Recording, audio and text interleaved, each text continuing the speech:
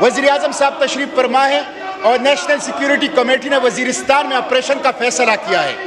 वज़ीरिस्तान में आज तक 7 मुआहिदे हुए हैं और 21 ऑपरेशन हुए हैं। ये 22वां ऑपरेशन होगा। वज़ीरिस्तान में ऑपरेशन काबिल कबूल नहीं है। वज़ीरिस्तान के लोग थक चुके हैं। वज़ीरिस्तान तबाह बर्बाद है। मैं वज़ीर-ए-आज़म साहब से कहता हूँ, मैं बिलावल भुट्टो ज़रदारी से कहता हूँ, वज़ीरिस्तान के अवाम किसी भी मिलिट्री ऑपरेशन को कबूल नहीं करेंगे।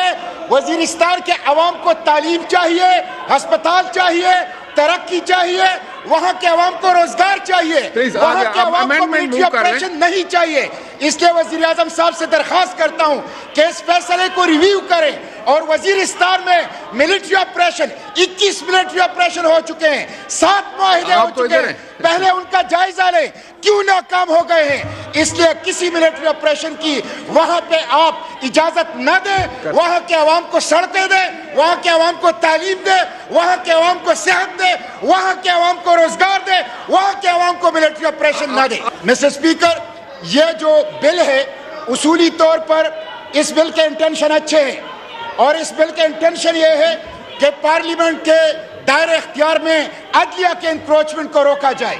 मैं पार्लियामेंट के साथ खड़ा हूं और न सिर्फ अदलिया के इंक्रोचमेंट को रोका जाए, एस्टेब्लिशमेंट के इंक्रोचमेंट को भी रोका जाए और इस पार्लियामेंट को साउंड होना चाहिए, पार्लियामेंट को सुप्रीम होना चाहिए। मिस्टर स्पीकर, अदलिया भी पार्लियामेंट के दायरे इख्तियार में मुदाखलत कर रही है, लेकिन गुज़िश्ता 75 साल से एस्टेब्लिशमेंट भी पाकिस्तान के पार्लियामेंट के दायरे इख्तियार में इंक्रोचमेंट कर रही है। ये जो साबिक आर्मी चीफ है जनरल बाजवा आजकल इंटरव्यू दे रहे हैं और पार्लियामेंट के चेहरे पर थप्पड़ लगा रहे हैं, जमहूरियत के चेहरे पर थप्पड़ लगा रहे हैं। क्यों ये पार्लियामेंट, क्यों ये हुकूमत अदलिया की तरह वो एस्टेब्लिशमेंट को इंक्रोचमेंट को रोकने के लिए इकदाम न करें। ये जो अमेंडमेंट मिस्टर स्पीकर, जो अमेंडमेंट मैंने पेश की है, मैं ये चाहता हूं कि अदलिया की इंक्रोचमेंट खत्म हो जाए। बेंचेस की तश्कील में और 100 वोटों के इख्तियार में तवाज़ुन नहीं था और खुद अदलिया के अंदर से ये आवाजें उठ रही थी कि वन मैन अंदर से ये आवाजें उठ रही थी कि इंपीरियल सुप्रीम कोर्ट है। तो ये होना चाहिए कि 100 वोटों को हम रिकॉन्स्टिट्यूट कर ले, बेंचेस की तश्कील के इख्तियार को रिकॉन्स्टिट्यूट कर ले।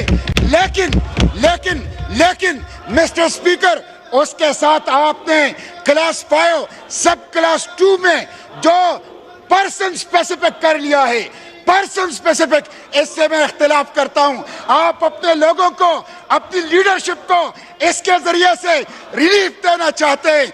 21 लाख मुकदमात अदालतों में पेंडिंग है और गरीब आवाम को इंसाफ नहीं मिल रहा, उसके लिए कानून साजी कर लें। इसलिए रिट्रोस्पेक्टिव इफेक्ट के साथ पर्सन स्पेसिफिक लेजिस्लेशन माजी में भी गलत था, अब भी गलत था। पहले भी आर्मी चीफ के एक्सटेंशन के लिए पर्सन स्पेसिफिक लेजिस्लेशन की गई थी, गलत था। पहले भी एफएटीएफ के लिए और आईएमएफ के लिए स्टेट बैंक के हवाले से लेजिस्लेशन की गई थी, गलत था। इसलिए ये पर्सन स्पेसिफिक लेजिस्लेशन नहीं होनी चाहिए और रेट्रोस्पेक्टिव इफेक्ट के साथ लेजिस्लेशन नहीं होनी चाहिए। इसलिए क्लास 5 की सब क्लास 2 को ओमिट करने की मैं तजवीज़ और तरमीम पेश करता हूं।